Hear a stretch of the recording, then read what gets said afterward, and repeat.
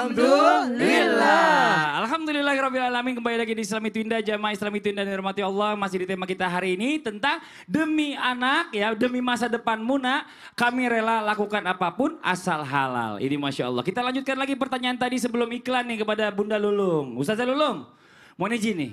Hah? Kenapa? Oh Ustaz Maulana dulu deh, ya benar. Ya maaf ya Ustazah Lulung ya. Senang banget kayaknya. Belakangan, bapaknya dulu. Iya benar-benar. Ada apa sih? Enggak, saya lagi mau curhat juga tadi masalahnya. Tapi ini curhat yang lain aja deh, nggak apa-apa. Ustadz, ini kita lanjut lagi nih ya. Bener nggak ada hubungannya dalam orang tua mencari rezeki nih ya kepada anak kalau sampai anaknya ini berperilaku yang nggak baik atau mungkin anaknya tanpa sadar melakukan maksiat. Apakah ini, maaf banget nih, bisa membuat atau menjadi penghalang rezeki untuk mencari orang tua mencari rezeki yang halal? Bisa. Astagfirullahaladzim. Itu bisa menjadi penghalang rezeki halal. Aduh, perut saya ada kontraksi nih. Iya, silakan Ustaz. Izin Ustaz, udah Lulung, Masya Allah, Tabarakallah. Nah buat kita semua, buat anak-anakku yang lagi nonton.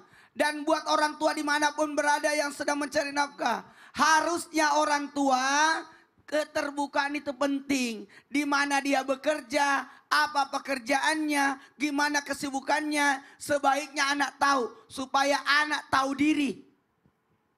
Orang tua saya luar biasa. Ini semalam kejadian. Untuk ada Haji Afsa di rumah. Haji Afsa itu cerita banyak sama anak. Saya kan jarang untuk menceritakan pekerjaan saya kan.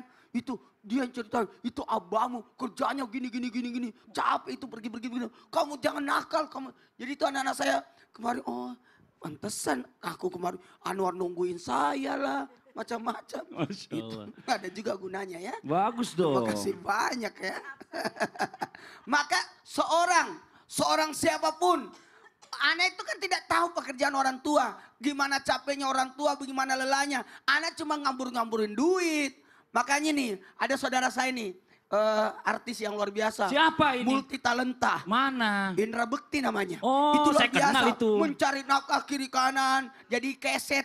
Tahu nggak keset? Keset apa tuh? Keset itu biasanya dijailin sama teman-teman dan program-programnya, kasihan loh. Makanya mudah-mudahan anaknya nonton. Apalagi anaknya perempuan lagi dua anaknya kan. perempuan harus tahu. Maka pertanyaannya, bisa nggak menghalangi rezekinya? Jawabannya bisa. Rezeki halal. Karena bisa jadi terjadi 3 masalah. Yang pertama dosa, yang kedua zalim, dan yang ketiga durhaka. Rezeki itu susah untuk datang disebabkan karena dosa. Kenapa anak itu bisa berdosa? Nih tema hari ini bagus banget ini. Curhatan orang tua banget hari ini ya. Tentang nafkah. Dan yang pertama ini kenapa bisa dosa? Karena disebabkan anak itu tidak dibekali ilmu. Anak tidak dibekali ilmu, maka bisa jadi anak jadi dosa. Sebenarnya awalnya anak tidak punya dosa. Karena anak itu lahir dalam keadaan fitrah. Dan kalaupun dia melakukan sesuatu yang salah, hanya berukuran jadi kategori salah. Tapi ketika anak itu sampai berusia balik, tidak tahu persoalan atas apa yang dilakukannya itu adalah tidak sesuai aturan agama, maka jatuhnya dosa. Karena ada aturan syariat, ada aturan negara, ada aturan adat istiadat. Dari sinilah 3 inilah yang harus dibekali anak. Bagaimana anak itu supaya tidak melakukan kemaksiatan. Sehingga jatuhnya dosa. Dan ketika anak berbuat dosa, maka ikut, andil dalam menghalangi rezeki halalnya orang tua.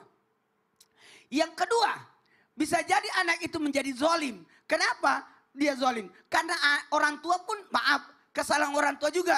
Jadi kita lihat dari 2 sisi nih. Orang tua tidak memberikan perlindungan terhadap anak. Harusnya orang tua tahu dengan siapa anak kita bergaul. Di sekolah mana dia sekolah. Kalau perlu nanya, tadi sekolahnya ngapain aja nak? Pelajaran apa? Itu penting. Minimal mohon maaf kepada orang tua yang sibuk. Usahain salat berjamaah sama anak. Usahain makan bersama anak. Makanya Ustaz Bendri sudah pernah menegaskan, ahli parenting, bahwa tidak boleh kita tidak ada di 5 waktu terhadap anak. Ketika dia sakit, ketika dia sedih, ketika dia liburan, ketika dia mendapatkan prestasi, dan ketika dia mohon maaf sesuatu yang terjadi hanya sekali dalam seumur hidupnya. Kita harus ada di sisi itu. Makanya menarik sekali tema hari ini. Nah ternyata ada lagi satu.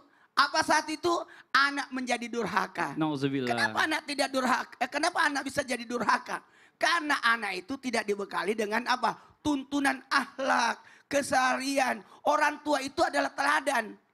Jangan ngajarin anak jujur kalau kita sendiri yang mendidikannya secara kebohongan. Nauzubillah Saya min mau dzalik. pergi dulu nih anak, mau pergi dokter, mau suntik. Padahal dia mau pergi ke mall.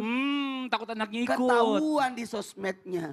Ih, Mama jahat ternyata banget. jahat. Iya, Dari dia hati-hati. ke mall. Makanya jadi Ketahuan. posting. Iya, jangan posting kayak Ustazah Ketahuan. Lulung tuh katanya tuh kalau misalnya mau bilang ke mall mau ngapus Sasa dulu suntik. suka posting.